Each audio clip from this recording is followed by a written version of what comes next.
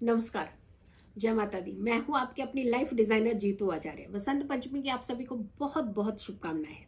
मेरे YouTube channel की आपने सारी वीडियोस को जरूर देखना है क्योंकि हर वीडियो बहुत ही इंपॉर्टेंट है। वसंत पंचमी की बात आती है तो क्या करना चाहिए, क्योंकि ये समय ऐसा होता है जब कहा जाता है कुछ खास काम करें तो वो जरूर जो है पूरे होते हैं, सफल होते हैं। योग और संयोग, अद्भुत संयोग, विलक्षण योग अगर आ जाता है तो ऐसे में कार्य पूरे होने की संभावनाएं बढ़ जाती हैं। शिव योग, सिद्ध योग, इन दो योग के साथ वसंत पंचमी आ रही है इस बार की, जो कि 5 फरवरी को है। और 5 फरवरी को ही कंप्लीट तिथि है, यानी सुबह सूर्य उदय से पहले शुरू होकर के अगली सुबह सूर्य उदय से पहले पहले तक की, यानी 6 तारीख की सूर्य उदय से पहले तक की तिथि है। तो पूरा दिन आपके पास तिथि है जिसके माध्यम से आप अपने सारे काम जो है वो बहुत अच्छे से कर सकते हैं। क्या करना चाहिए ये बहुत जरूरी है, क्या नहीं करना चाहिए वो हम अपनी वीडियो में बता चुके हैं। शिव योग, सिद्ध योग का आपने सहारा जरूर लेना है। गुरु भी उदय और शुक्र भी उदय, दोनों पॉजिटिव प्लेनेट और खास करके बहुत ही इंपॉर्टेंट प्लेनेट है। अगर उदय होते हैं तो आपके कार्य जरूर पूर्ण होते हैं। अबूझ मुहूर्त यानी शादी का पहला मुहूर्त जो है 5 फरवरी को ही बन रहा है। क्या करना चाहिए, जो बहुत जरूरी बेसिक चीजें होती हैं, अगर उन्हीं पर ही हम ध्यान लगा ले तो सोचिए हमारे वैसे ही कई काम हो जाते हैं। पीले वस्त्र, जैसे कहते हैं कि पीले वस्त्र, वैसे भी पीला रंग शुभता का प्रतीक माना जाता है। लाल रंग भी शुभता का प्रतीक माना जाता है। जुपिटर बहुत खुश होते हैं, यानी गुरु बहुत प्रसन्न होते हैं येलो कलर की चीजों का इस्तेमाल करने से। तो पीले रंग का प्रयोग आपने ज्यादा करना है, जरूर करना है।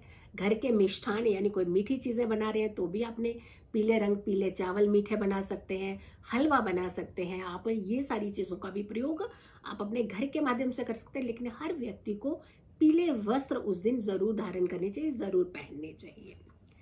इसके अलावा अगर कहा जाता है कि कोई अन्न मांगे इस दिन आपसे, यानी कई बार क्या होता है कि हम जा रहे होते हैं अनवांटेड, हमें लगता है कोई पर्सन आ जाता है हमारे सामने, हमें नहीं पता वो आ रहा है नहीं आ रहा है, जा रहा है क्या है, बट अचानक कोई आपके पास आ जाता है। कौन जाने किस रूप में कौन आपके सामने आया है, कि आपकी कौन सी परीक्षा होने वाली है, तो ना कीजिएगा। यानी कोई भी किसी भी तरीके का आपसे अगर कोई सहयोग मांगे और वो भी अचानक, सडन, जो आपने एक्सपेक्ट ही नहीं किया था, अगर ऐसे व्यक्ति कोई आपसे सहयोग मांगे तो जरूर सहयोग कीजिए। खास करके अन्न अगर कोई आपसे मांगे तो उसे स्पेशली आप खाना जरूर खिलवाइएगा।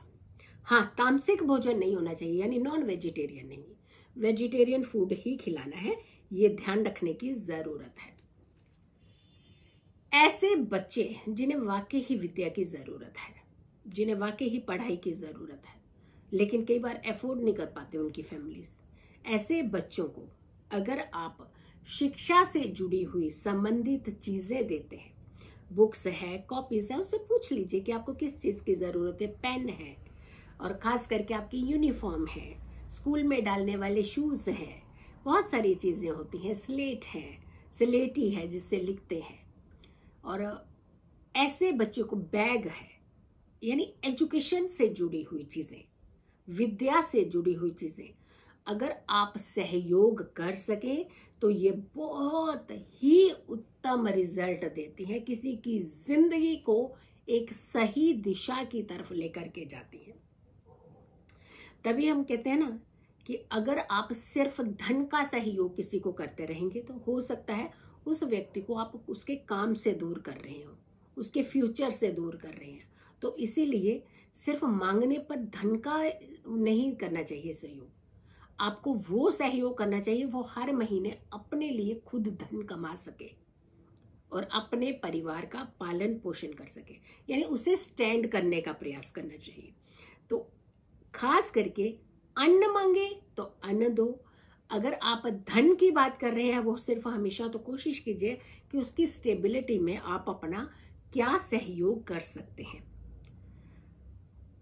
मां सरस्वती की तस्वीर या फिर मूर्ति 5 तारीख 5 फरवरी को, जहां एक तरफ शिव योग है, सिद्ध योग है, माँ सरस्वती का दिन है, वीणा दायिनी का दिन है, माँ सरस्वती की पूजा का दिन है, माँ सरस्वती की आराधना का दिन है।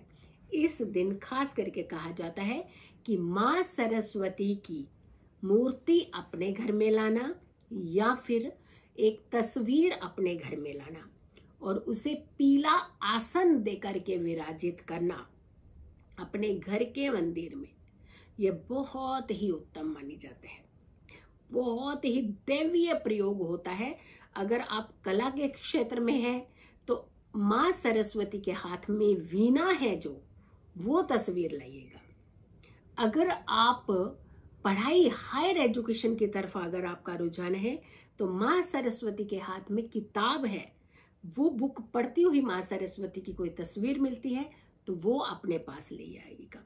यानी ऐसी तस्वीर जो आपकी कला से जुड़ती हुई हो, वो माँ की तस्वीर या फिर माँ की मूर्ति अपने घर में जरूर लाएं। मोर पंख कहा जाता है कि मोर पंख बड़ा दैवीय चमत्कार करता है। इस समय अगर मोर पंख आप लगा सकते हैं तो अपने घर में मोर पंख लेकर के आइएगा। तस्वीर, हंस की तस्वीर बहुत उत्तम मानी जाती है कि इस समय अगर आप अपने घर में हंस की तस्वीर लाते हैं तो वो तस्वीर भी आपके जीवन में 4 चांद लगाती है, आपके घर में धन की वर्षा करती है, आपके घर में सुखों की वर्षा करती है। यानी जितने भी त्योहार आते हैं ना, ये हमें कुछ संकेत दे करके जाते हैं, हमें कुछ एनर्जी दे करके जाते हैं, हमें सुख सुविधाओं के रास्ते दे करके जाते हैं। उन रास्तों पे चलना तो आप ही को है।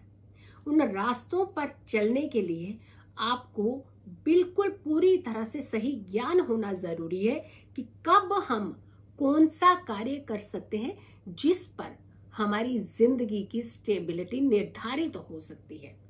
तो आपने जो भी कार्य कर रहे हैं, जिस तरीके का भी कर रहे हैं, लेकिन अगर उसमें थोड़ी सी शुभता जोड़ देते हैं, उसमें कुछ ऐसी एनर्जीज, पॉजिटिव एनर्जीज जोड़ देते हैं, तो आपके जीवन में सुखों की वर्षा होना निश्चित होता है। धन वर्षा, सुख वर्षा, भैभव वर्षा, यानी ये सारी चीजें आपके पास चल करके आती हैं। नया काम शुरू करने का सबसे उत्तम दिन माना जाता है अबूझ मुहूर्त। यहाँ एक तरफ शादियों का अबूझ मुहूर्त होता है, वहीं हर शुभ कार्य को करने का भी अबूझ मुहूर्त होता है। यानी इस दिन आप नया काम खोल सकते हैं।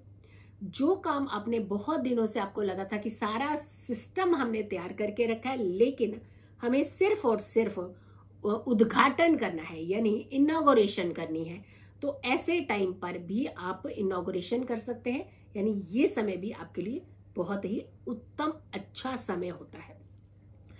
पहला अक्षर लिखाना, यानी बच्चे को एजुकेशन की तरफ पहला कदम बढ़ाना, यही समय होता है जब आप अपने बच्चे को पहला अक्षर लिखवाते हैं। और माँ से बढ़कर तो गुरु होती ही कौन है, तो माँ से लिखवा सकते, माँ पहला अक्षर लिखवाए, या फिर अगर आपने अपने रिचुअल्स के अकॉर्डिंगली गुरु धारण किए हुए तो आप अपने गुरु से भी अपने बच्चे को किताब के ऊपर पहला अक्षर लिखवा सकते हैं।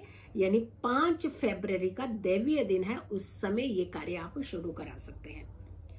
अन्न खिलाना, यानी बच्चे को पहला अन्न मुंह लगाना, यानी जहां से उसके अन्न की तरफ शुरुआत होती है। दूध मुहैया बच्चे, यानी दूध से अन्न की तरफ जाना। तो ये समय उनके लिए भी उत्तम माना जाता है कि जब अपने बच्चे को अपना पहला आहार अन्न का देते हैं, शुरुआत करते हैं अन्न की, तो यही वो समय होता है, माँ सरस्वती का चमत्कारी दिन होता है, जब आप अन्न प्राशन, जो कि 16 संस्कारों में एक संस्कार भी है, विद्या ग्रहण भी एक संस्कार है, तो ये सारे संस्कारों में से अन्न प्राशन का संस्कार भी बहुत ही उत्तम माना जाता है।